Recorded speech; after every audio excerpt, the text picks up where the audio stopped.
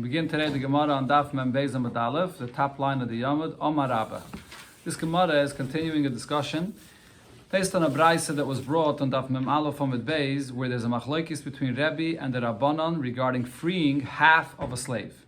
Rebbe says you can free half of a slave, and the Chachamim said no, lo kana, you can't free half of a slave. So there was a discussion before in the Gemara regarding exactly when this machlokes applies, whether he was being freed through shtar or being freed through kesef. But be it as it may, we have here a machlokes about freeing a half a slave. And another important point here is, why should there be an issue of freeing a half a slave? Because we compare freeing a slave to the divorce of a wife. A person can't divorce half of his wife. So the same thing regarding a slave. So you can't free a half a slave. That's one svara. There's law. We compare the isha, the evet to each other. That's exeda shava. Okay, but according to the Rabbanon, you could free a half a slave.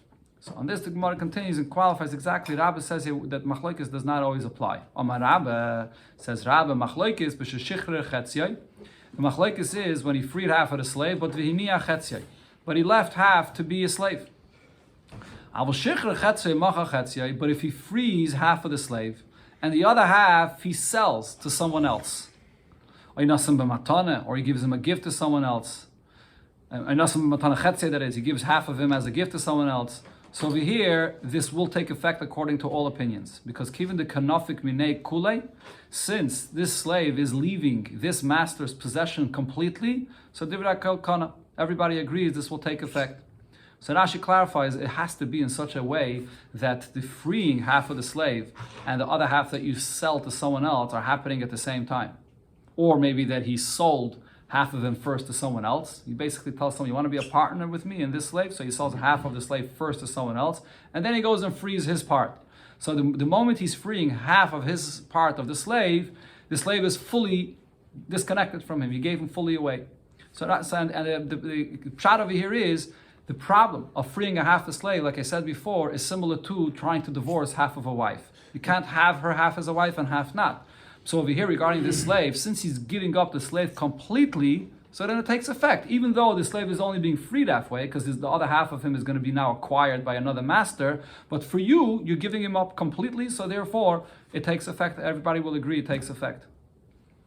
So on this the Gemara asks, Abaye asks Rabba about this, is it taka true that in such a case when you are taking the slave completely out of your possession, there's not going to be an argument, like in this scenario that we just said, that you freed him halfway and the other half you sold to someone else? But so here the Gemara brings a contradiction between two braises, and seemingly this shows that they're arguing even in this case. Because in one braise it says, HaKaisiv nechasav l'shnei avadav. A person owns two slaves, and he writes a document where he gives away all of his possessions to two slaves. Right? So in the document it's written, all of my possessions are given to you, and he writes these two documents to two of his slaves, and Rashi says, so who's he giving this document to? So he has these two documents that he gives to one individual, a shliach, as a representative of both of these slaves, and he gives it to this one shliach. Here, you be zeiche in this document that is giving them all of my possessions to these two slaves at the same time. Says the Braise, Kanu. So yet it works. They acquire now all of his possessions, which includes themselves. They're also a possession of the master. And now, so they both basically are getting all of the master's possession at the same time, which means that they're becoming partners in their master's possession. Each one of them gets half of his master's possessions. So now, including themselves, each one of these slaves now own half, or each one owns half of the other. But, so it takes effect, and now they can free each other. Each one is zeichen, half of his friends owns half of the other evet, because they're all, again, partners in all of the possessions. So they can free each other and they become free. So here you basically have a situation where the master ended up freeing half of the slave and selling the other half of the slave to his other slave. And what does the Braise say? It takes effect and they can free each other.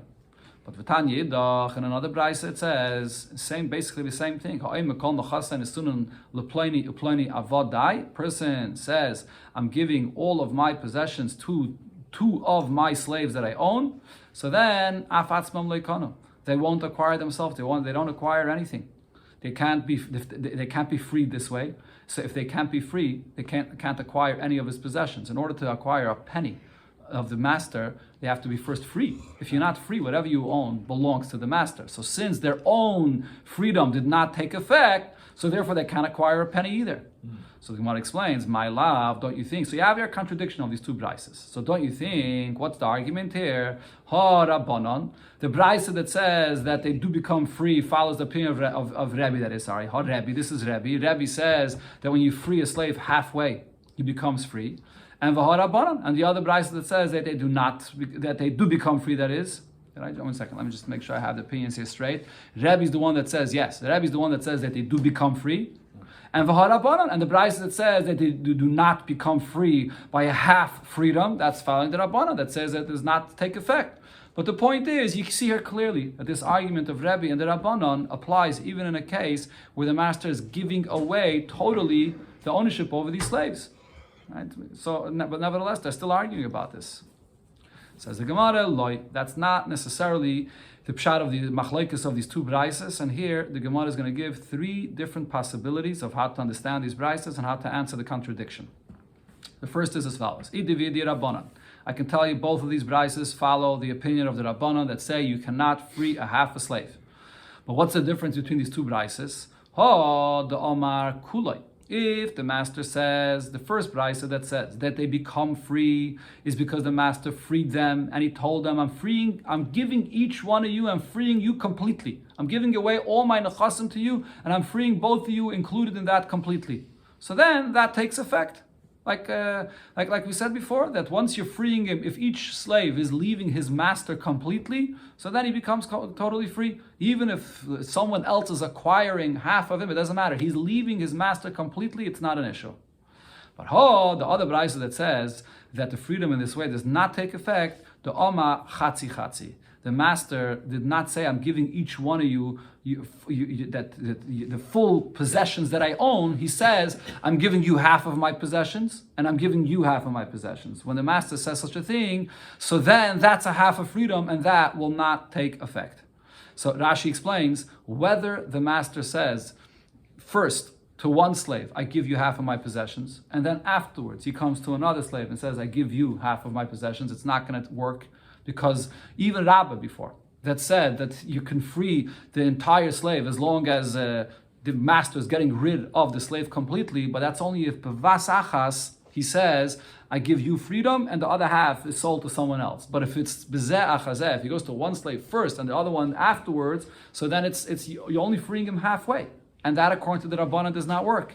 But Rashi adds another svara, and this is something that many Rishonim argue with. But Rashi over here says, even if you're going to tell both of these slaves at the same time, I'm giving you and you half, or let's say you give it to a shliach, and the shliach receives for both of them this shtar that says that I'm giving you and you half, they're not going to be free. Because it's possible to say that he's giving both of the slaves the same half. He's not giving one slave one half of his possessions and the other slave another half. He's giving both of them the same half of his possessions. And therefore they can't go free.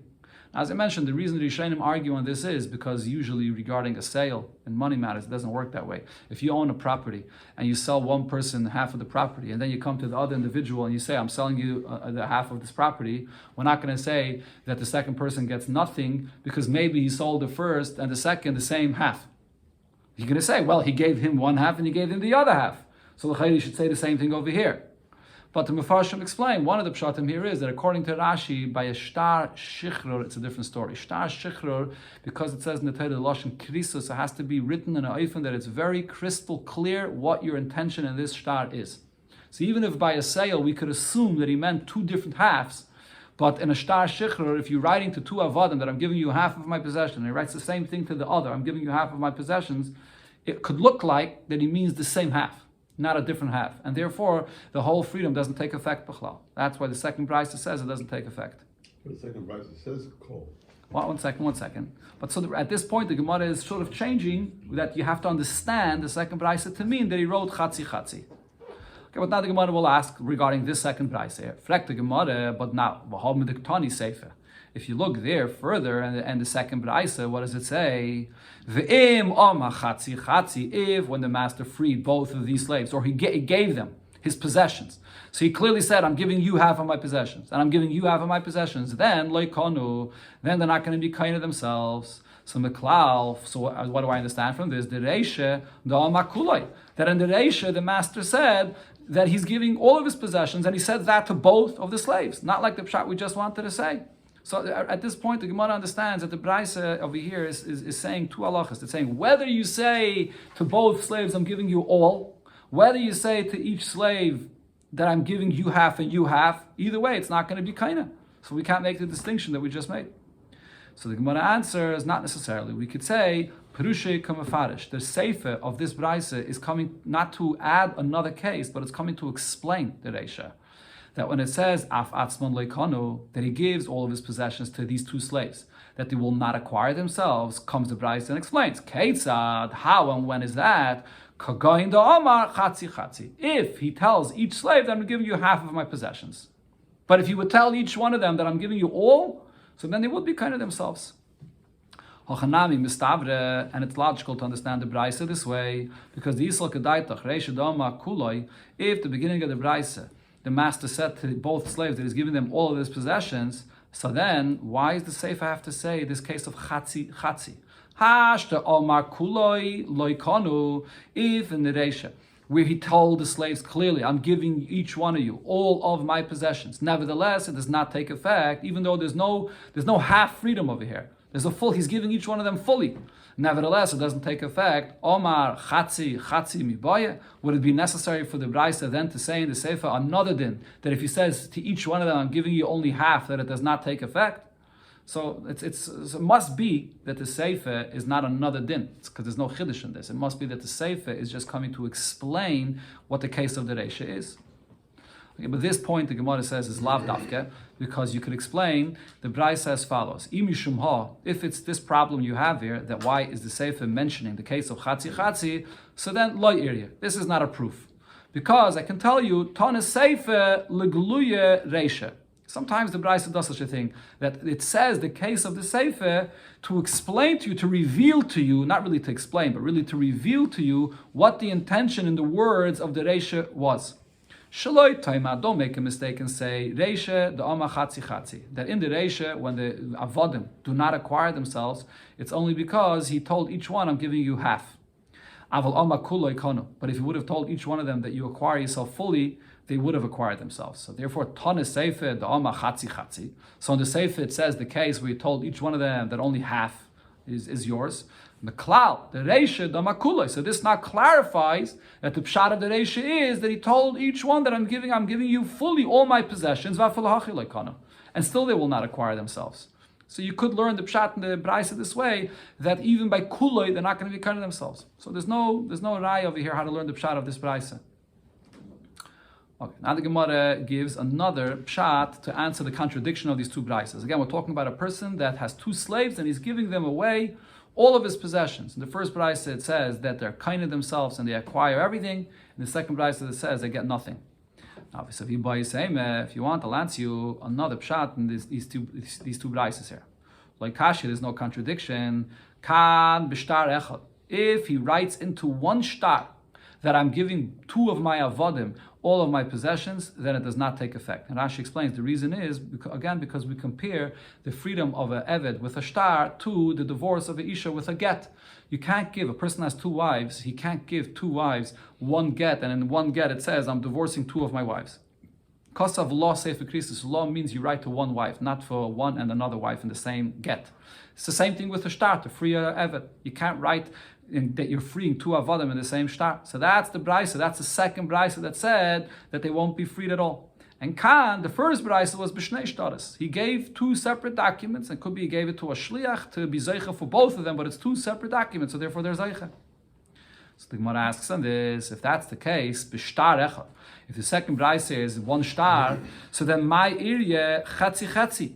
According to the pshat that we wanted to say before, that the whole Braisa is all talking about when he said that he's giving half to him and half to him, and that's why it's not kaina.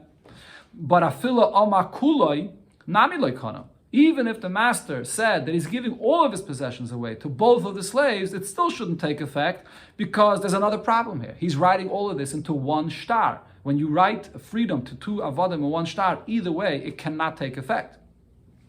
So here the Gemara answers, Hachanami Kama. You're right, no, we have to read the Braisa this way as well. And here the Gemara is going to actually explain again, going back to this Braisa where there's a Reisha and there's a Seifa. And the pshat of the Reisha and the Seifa is Take, we can say, is this point that we're saying now. The Reisha is talking about Shtar Echad, and the Seifa is, again, the Reisha that is talking about that he freed these two avodim in Shnei Shtaris, and the Seifa is talking about that he freed them in one Shtar.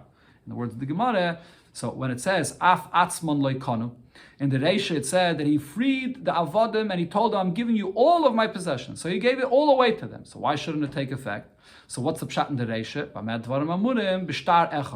When he told them, I'm giving it all away to both of you, so why doesn't it take effect? Because it was written into one star. Then the Braisa said, what's the Seifa saying? If he wrote that he's giving away all of his possessions to two of his slaves, and it was written into two separate documents, then Kanu, they do all acquire themselves, because they like Rabbi said before, they get fully freed. But then the Seifa says, but if he says, I'm giving half of my possessions to you and half to you, then af b'shnei shtaris nami lo yikanu. Then even with two shtaris, they will not acquire themselves.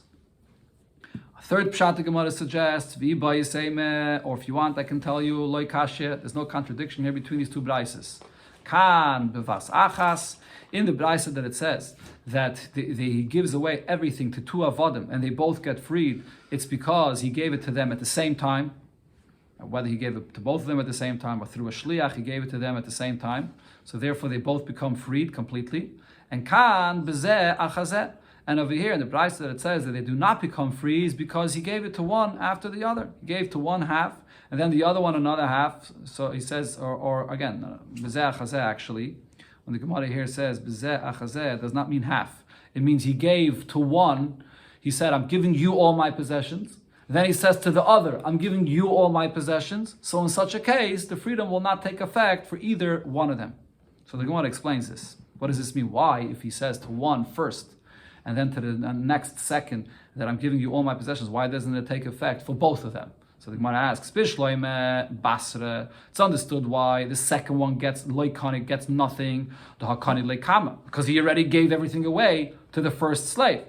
But elakama, but the first one, likli nafshei v'likni lechavrei, he should acquire all possessions, including the second slave, now becomes his. So what does this mean? So the Rishonim of here explained that the Gemara Lachatchila thought, when the Gemara gave this answer, the Gemara thought that it was sort of a condition. When he gives one all of the possessions and then he gives the other all the possessions, so he wrote both shtaris first. And after he finished writing both shtaris, then he gives one to one and he gives the second to the second. So it sort of looks like a condition that you're getting everything if he gets everything. So they both can't get everything. B'zeh achazeh doesn't work. If you give it b'vas achas, so they both are sort of partners. They both get everything together. But if you give first one and then the other, it doesn't work. But the Gemara asks, no, it's not a condition. You don't see any condition over here. He gave it to one, so he should be kind of everything, and the second one should get nothing. So why is the Brisa saying that none of them get free? So therefore the Gemara concludes, Ela machvarte kedeshaninan meikara. So therefore the better answers for the stira of these Brisas are the two answers we said before, and not this final answer we said here. Ravashi suggests another answer to explain the Brisa that says, second Brisa that says that these slaves will not acquire themselves. Shani Asam, this second Brisa is different. The Kakari Luhu Avadai. If you look into the terminology that the Brisa, the second Brisa said, the lashon was that he's writing Kol Nechasai Nesunin Leploini Yeploini Avadai. He's referring to them as Avadai. In the first Brisa, it says Hakaisav Kol Nechasav Lishnei Avadav. He wrote, I'm giving all my possessions to you. But over here, he's referring to them as Avadai. So Rashi explains the person basically made a mistake. He thought he can give away all of his possessions to his slaves while they're still his slaves. But he can't. If they're still slaves, then it all goes back to him. Kol mashakana avid kana rabbi. So what the second Brisa is saying is, since they are still slaves, they won't be kind anything. So Rafram asks Ravashi that you can't look at this word avodai and say that the Brisa is saying that they're still avodim. Vidilme, perhaps avodai means shahayu kvar. He's giving it to the slaves, but he's not saying that you should remain my slaves. What he's saying to them is, you that were my slaves, I'm giving it all away to you, but they're not still his slaves. That's how you understand the words of the Brisa. So that can't be the reason why they're not kaina. And he brings over here from what we learned in the Mishnah, Miloit Nam, we see the same terminology of Avad Dai in another Mishnah, and there it means also that they were his slaves, but not that they are presently going to remain his slaves. And we had this Mishnah already quoted before in Daf Ches. The Mishnah says as follows: Tanan Hakaisiv Kol Nechasav Lavde. Person writes he's giving away all of his possessions to his slave. Yatzalachedis. So the slave gets everything, including himself, and he's free. But Shir Karka Kolshu, if the master writes into the shtar that there's something that I leave, one property I leave for myself, and he didn't specify which one that is. So now any karka, any piece of possession from the master, any that the slave will want to take, the master will say, "Oh, this is the one I left over." So he basically, the term kol nechasai in the Braisa doesn't mean anything. So then lo yatzalachedus. So then the Eved himself does not attain his own freedom either, because his freedom was included in the statement of kol nechasai. But since kol nechasai he can't get anything, so he can't get his own freedom either. So Rashi here explains, and this is the sugya we learned before on Daf Ches, this is based on the idea of loy palginan dibura. We can't split the statement. If we can't accept the term of kol nechasai regarding acquiring and getting any property, because he can push him off from anything, so he can't get his own freedom either. But Rav Shimon disagrees. No, he will become free, because Rav Shimon holds palginan dibura regarding the properties, karka. So the master can tell him, no, this is not yours, this is not yours, this is what I left for myself. But regarding his own freedom, he'll become free. Because he's not karka. And the Eved himself is not karka, so he'll become free. Unless the master does as follows. I'm giving all my possessions away to my servant, to my slave. Besides one drop, 1/10,000th, one drop. So when he says one drop and he doesn't specify that it's karka, so that one drop could be the Eved himself. The master could say, you're that one drop that I'm keeping for myself. So if the Eved can't acquire himself, he can get nothing. Okay, that's the halacha of that Braisa. But what's the Gemara bringing this all over here? It's focusing on this lashon that the Braisa says, that he writes and he says, Kol nechasai nesunu lepleni av avdi. It says the term avdi. It says the Gemara, time edama chutz me'echad meribi shebehen. So in the words of Rab Shimon, only because he said except this drop, so therefore he won't be free. Otherwise, the Eved will acquire himself. But amai, why is that? When he wrote him, he's giving him everything away. He's referring to him as an Eved. Says the Gemara, Elos over there, what does it mean? Avdi shahoya kvar. Avdi does not mean that you're going to remain my slave. It means that you were my slave. So Hanami avadai shahoyu kvar. Over here as well, in the second Braisa, when it says I'm giving to both of my slaves all of my possessions, it means those that were my slaves. It doesn't mean that they're going to remain as slaves. Okay, so therefore the Gemara basically refutes this answer of Rav Ashi. Now the Gemara goes back to the halacha of a chatzi eved and chatzi ben chayre that we learned about in the Mishnah. That, what did it say in the Mishnah? The halacha that Beis Hillel said is he serves his master one day and he can work for himself another day, because that's how we do it if he's half and half. Says the Gemara regarding this case, if so, nokchoi shar yoim shal rabbi, on the day that he's owned by his master, an ox came and gored him. So on that day he belongs to his master. So l'rabbi. So whatever damages happen to him, who does it have to be paid to? Has to be paid to his master, because he's owned by his master on that day. Yom shalatzmai, on the day that he works for himself, and then an ox came and gored him. So who has to be paid for any damages that were caused? Latzmai. He's paid for himself. Okay, so we see over here, you may think that because this person is owned half and half, so any day, whenever he's damaged, so the payment for whatever the decrease of his value should always be half and half to him and half to his master. Because whatever value went down by him, it's not only today that it went down, but it could affect tomorrow as well. But nevertheless, it doesn't work that way. Today is the day that I'm owned by my master, so whatever value was decreased by what happened there, so his master has the rights to collect that fully. If it's on the day that he owns himself, he collects that fully. So the Gemara asks, if this is so when it comes to collecting a pay for a damage, so maybe we should say the same thing regarding him being able to get married. So Elamata, shouldn't I say, if so, the same thing should be Yom Shal Rabbi, the day that he's owned by his master, Yisa Shivcha. On that day, he should be allowed to marry a Shivcha Kananis, because on that day, he's an Evet Kanani. But Yom Shal Atzmai, then on the following day, when he's owned by himself, he's working for himself, Yisa Bas Chayrin. On that day, he could be married to a Bas Chayrin. So basically, why shouldn't we say that this person can get married to a Shivcha Kananis and to a Jewish girl? On the day that he's owned by his master, he'll live with the Shivcha Kananis, and on the next day he'll live with the Yiddish wife. So we can split it as well. Can't we do that? So why did the Mishnah say that there's a big issue? Beishamai, the Mishnah said that he can't marry anybody.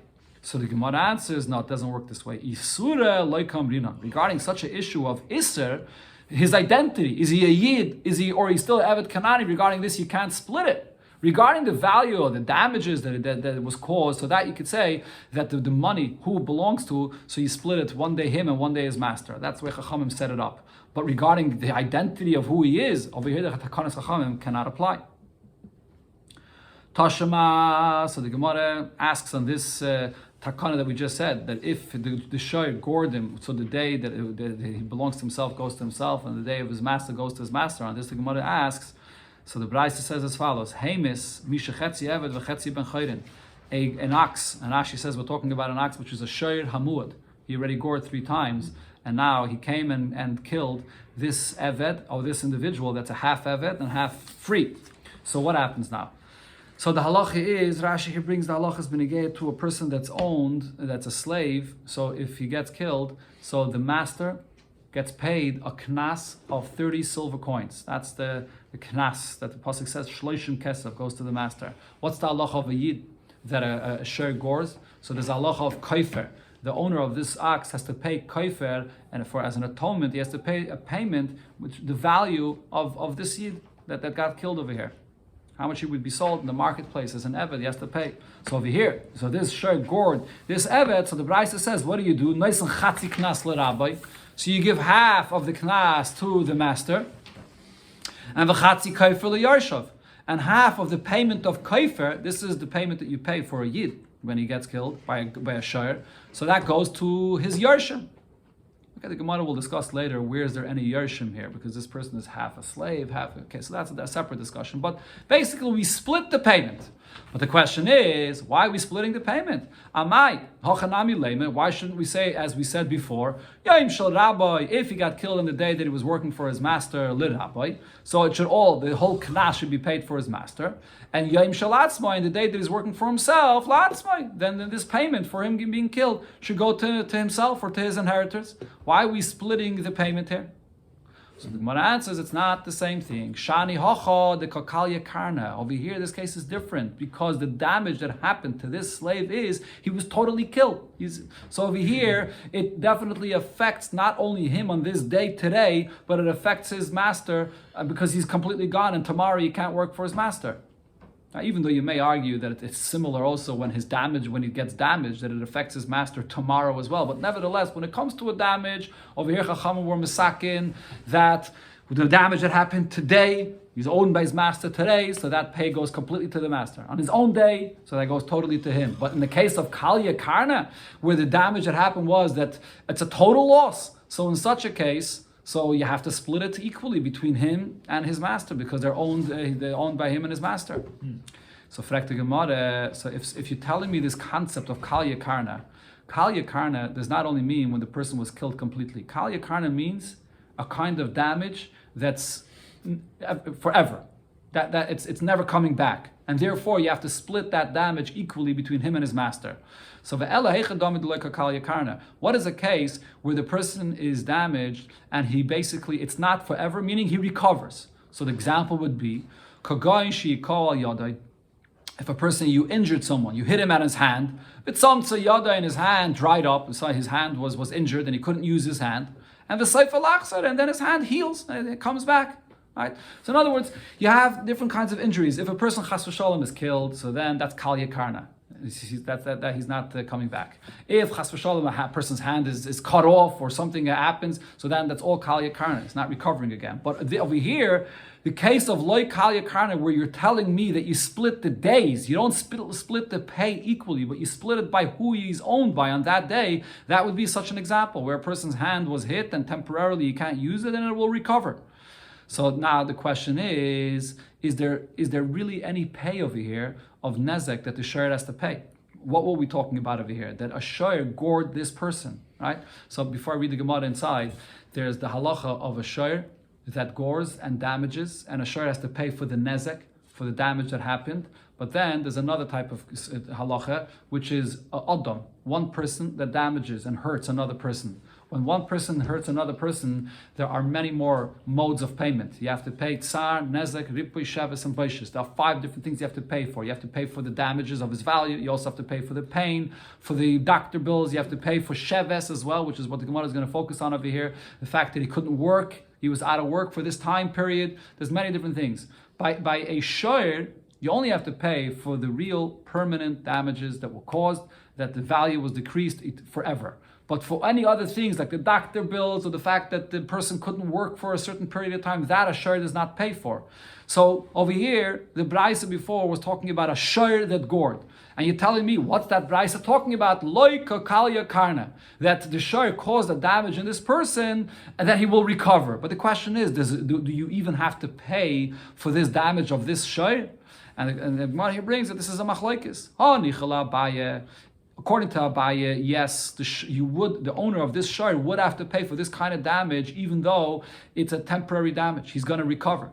The Omar, because Abaye said, "Neisin loy sheves gedayla v'sheves katana." Abaye says, if you harm a person, and because of this, he has to be in bed for a week, and then after that, he gets out of bed and he recovers partially, and then he can finally go back to his original job. So Abaye says there's 2 things that you have to pay this person for.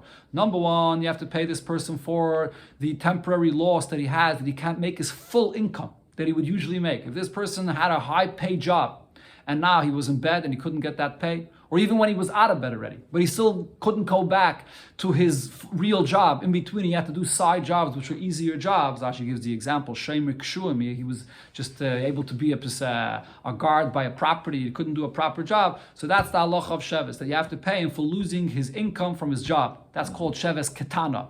Sheves Gedayla means that in this time period, when he's in bed, his value as a person went down. If he would be sold as a slave right now, in his situation now, his value goes down. You have to pay for that as well, for this that his value went down. So according to Abaye, the fact that a person right now is in bed and he can't work and his value goes down, that's defined as nezek. You have to pay for the damages that he's damaged right now. So that could apply to a shayr as well. If a shayr damages someone, and it's a kind of damage that the person's body will heal, but for the time being, the value of his body was decreased, the owner of the shayr has to pay for this damage. But Rava holds that in a case where a person was damaged and his body's going to heal, he was in bed for a week and he's slowly healing, so you only have to pay him for the loss of the job that he had, but there's no payment of nezek because his value didn't really go down. He's going to recover and he will be able to be sold the way he was before. He has the same value. If so, the question is, Hi Shoirhu. The Bryce is before that said that we split the payment of his day and his master's day. What was it talking about? It was talking about an ox that gored. V'shoir enim mishalem elenezek. A shoir only pays for real damages, not for damages that are loy kalya karna, not for damages where the person recovers. So how can you tell me that Bryce is talking about a kind of a damage where the person recovers? If that's the case, there's no payment at all. So the Gemara gives 2 answers. Both are going to have to, either the answer is Keshiko Adam. The Braisa before is Taka, we have to change what that Braisa was talking about. It's a mistake. It's not talking about when a shayr damaged a person, because then there would be no pay. But the case was when another person hit him and damaged him, and then there is a pay, because when another person damages, as I mentioned before, there's the 5 modes of payment, and one of them is the sheves, which is for the loss of his income.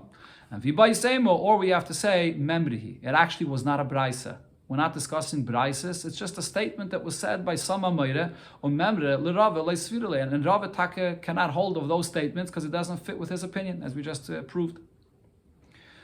Okay, the Gemara begins a new Ibaya regarding freeing an Eved. Ibaya lohu. The question is, when it comes to freeing an Eved, if you freed an Eved, but you didn't free him fully, you didn't give him the document of freedom. This is going back to something we learned before in the Gemara, that if you declare Eved Hefker, so now the monetary ownership was given away, but still, he's not completely free. There's still the Isser status of who he is, if he's a Goy or a Yid, is he an Eved or a Yid, and that he does not become fully free until he receives a Shtar Shichrar. So he didn't get that Shtar yet. So the question now is, Yesh le Knas or Ein le Knas? The master that owns him, does he get a pay of Knas if he is damaged or if he's killed or not? This is the pasuk I mentioned before, that the master gets a knas when someone kills him. Kesef shloishim shkalim yitin la'adainav. The pasuk Amar Rachmana. The Torah says you give the master 30 gold, silver coins. So one svara is v'hai lavadnu. He's not his master anymore, because monetarily he doesn't own him anymore. He already declared him hefker. Oidilme, or should I say, kivin de mechusa get shichra. Since he is still dependent on you, he still needs that get shichra from you, and there's still some connection of ownership that you have in that sense. Adon karinem pay. You're still his master, and therefore you do get to pay for this. So the Gemara brings the Braisa Toshama. We learned the Braisa says. The Braisa we just had before. Heimis mishachetzi eved v'chetzi ben chayrin. If a shor kills a person that's half eved and half free, noisin chatzi knas lerabbai, so you give half of the knas to the master, and v'chatzi kaifer liyarshav, and half of the payment goes, and this is the payment that goes for Yid, and that goes for the inheritors. So the question is, the Gemara says, "My lav kemishna achreina." Don't you think that this brayser regarding the chatzi eved and chatzi ben chayrin follows the Mishnah achreina of our Mishnah? The Mishnah before on Daf Memalav Amud Bey said that Beis Hillel in the end held that a chatzi eved and a chatzi ben chayrin has to, we force the master to free him. So if so, this chatzi eved and chatzi ben chayrin is really fully free, because Beis Hillel and Beis Shammai agree that the master must free him. So why are we giving half of the knas still to the master? The reason must be because the master did not give him a shtar shikhr. He wasn't fully freed. So this proves that if you don't have that full shtar shikhr, the knas still goes to the master. Answers the Gemara, not necessarily. Loi commissioner Rishayna. This brayse here is going like the original opinion of Beis Hillel that was quoted there in the Mishnah, that originally Beis Hillel held that we don't force the master to free him, and half is a slave and half is owned by himself. So that's why that half goes to the master. Another brayse, the Gemara says, Toshama. We learned in the brayse that says, Hipil as shinoi. A master knocked out the tooth of his slave. And Visimes Eina. And he blinded him as well. Okay, this is pretty bad over here. So, just before we read this brayse, the halacha regarding a person that knocks out a tooth or an eye of a slave is that the slave becomes completely free. So he did both here. So he knocked out his tooth and he blinded him. What happens? Yaitze b'shinoi. As soon as you knocked out a tooth, so now that itself, he becomes free. And now, once he becomes free, he's a regular Yid. And v'naisen t'mei einoi. So you have to pay him for for his eye that you knocked out. For that you have to pay him. But the question is, why are you paying him for the eye? If you're going to say that as long as he didn't give a shtar to free him, so he's still somewhat owned by his master. So therefore the knas goes to the master. The knas l'rabbi, the master gets this. Hashte chavoli beyachrini yovele l'rabbi. If at this point others would come and damage this slave, who would get to pay for this? The master would get it. Chavol beyrabi gufe. So if the master himself blinded him, yov leili didei, he should have to pay now the slave. What happened over here? It all happened together. He knocked out a tooth and he blinded him at the same time, and he didn't give him yet any shtar shikhr in between. So why for blinding him does he have to pay the slave himself? He didn't give him a shtar shikhr yet. So Elamai, what do you see over here? That even without a shtar shikhr, he's totally free.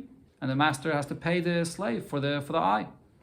Says the Gemara, no. Dilme kamanda ama ein tzarech. This brayse here is following the opinion, which the Gemara here is going to bring a brayse when it comes to this halacha. When you knocked out a tooth or an eye, and then the slave goes free, in such a case, well, as we see here, there's a machlokes whether there's even a necessity b'chlal for any additional shtar shikhr to free him. In this case, could be he becomes automatically completely free. The Tanya, we learned in the brayse machlokes about this. Bekulam, and all of the different evarim that a master may have knocked out from his slave. So Rashi here brings that there's Chov Daled, there's 24 different evarim that if a master harms and cuts off from his slave, so then he goes free. So by all of them, Eved Yetzer Ben Lecheres, he will be free, but with tzarech get shikhr. He still also additionally needs a get shikhr to be completely free, Meirabi, from his master. Divrei Rabbi Shmuel. Rabbi Meir, but Rabbi Meir says, no, ain't it tzarech. By this halacha, when it says that he goes free, he goes completely free. Even if in other cases he needs to get shikhr, but not here. But over here, because we're totally free. And here the brayse continues and brings other Tanaim that argued about this. Rabbi Eliezer ain't tzarech. He does need a shtar shikhr. Rabbi Tarfon ain't tzarech. Tarfon says he does not. Rabbi Kiva ain't tzarech. Rabbi Kiva says he does need. Hamachriyan lefnei chachamim, those that came to be machriya, to sort of settle this argument here in front of the chachamim, so they said as follows: if it was the tooth or an eye that the master knocked out, so then he'll be completely free without any additional shtar shichra. Why? Because the Torah writes this explicitly in the Torah when it speaks about the fact that a slave goes free if the master knocked out something. It says clearly shen va'ayin. So that says explicitly, so he goes free. But v'divrei Rabbi Akiva, but it seems like Rabbi Akiva is right b'shar evarim regarding any of the other evarim limbs that the master knocked out. So that then he will only go free with a shtar shichra additionally, and the reason is hoyel v'knas chachamim hu, because this is just a penalty of the chachamim that he should be freed. So over here he additionally will need a shtar shichra. The Gemara immediately explains what this means here. How could you say that regarding all of the evarim, that if the master knocks out, so he goes free, that it's a knas of the chachamim? Knasu? Kroi kodashinan. There's a pasuk that's darshan. Rashi here brings it. It's learned out from a klal, a prat, a klal, that any of the evarim of a person that's a mumsha begolui and it doesn't ever come back. So if you knock that out, so then the slave goes free. So how could it say that it's a knas chachamim? Ella, the Gemara says, Amos say as follows: Hoyel umedrish chachamahu. Since Shen va'ayin is written explicitly in the Torah, but all other evarim is just a drasha. So because it's just a drasha, so over here he does not go free without a shtar shichror, which is also very difficult to understand. The Mefarshim discussed this here, the Rishonim discussed this, because even if it's just a drasha, but it's minat Torah as much as his freedom of a Shem va'ayin. So the pshat that Tosfos says here is that because Shem va'ayin is explicit in the Torah, we're not afraid that his master is going to come and approach him in the street and tell him, "Oh, you stole my slave." Because Shen va'ayin, everybody knows, it says it in Chumash, every child knows that he's free. But the other evarim, which does not say clearly in the Torah, the master may come and tell him, "You stole my slave." So therefore, Chachamim will misakin that he has to have a shtar shechra to prove that he's totally free. Okay, let's learn one more piece over here. Another shayla the Gemara has. Yibay Elohu, the shayla was asked, Mu'ukiv get shechra. A slave that his master freed him, but he did not give him that shtar shechra yet. So Eichel betruma, if he was owned by a kohen, and a evet kanani of a kohen can eat truma. Can he eat truma or he does not eat truma? Again, the Gemara says a similar shayla as before. Kinyan kaspai omer achmana. The Torah that says that a evet of a kohen can eat truma, so it refers to him as kinyan kaspai. His master owns him. V'haylav kinyan kaspai. But over here, his master does not own him anymore. He's freed him. Or I say, because he didn't fully free him, he didn't give him that get shikhr, so the status of Isser is not yet free, so he does have an ownership over him, and therefore he could still eat trumah. Toshama, so the Gemara brings an ayah, the Omer of Mesharshia. Rav Mesharshia said the following halacha: what happens if a woman, she's a wife of a kohen, and she gave birth, and at the same time, a shivcha kananis, also owned by her husband, also gave birth at the same time. And what happened? The two babies got confused. And now you don't know who is the kohen and who is the son of this shivcha. They both could eat trumah, because just like the kohen could eat trumah, the son of this shivcha, which is owned by the master, could also eat trumah. But v'cholkin chelik echad ala geiren. When they come to the Gittin, which is where they come to collect truma by the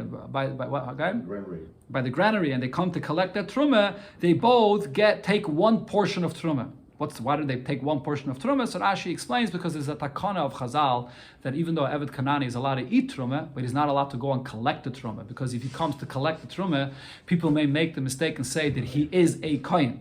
Okay, so therefore they can only go and collect over there one portion. Now Higdilu, when they both became older, Hataruva is these two children that you don't know who's the kohen and who's the son of the shivcha. Mishachrin zeh ezeh. So they have to free one another, because we don't know who's the master and who's the slave. So one can't have the other work for him. So they have to free each other. So what the Gemara is asking over here is, this is a situation where because they were mixed with each other, one cannot work for the other. Even before he frees him, but he can't work for him. But he still didn't get an actual shtar shikhr yet. And nevertheless, what does it say over here? That until they get freed from one another, they're allowed to eat trumah. So I see from here that when you're free, but you did not get your shtar shikhr yet, you're still allowed to eat trumah from your master, which is the kohen.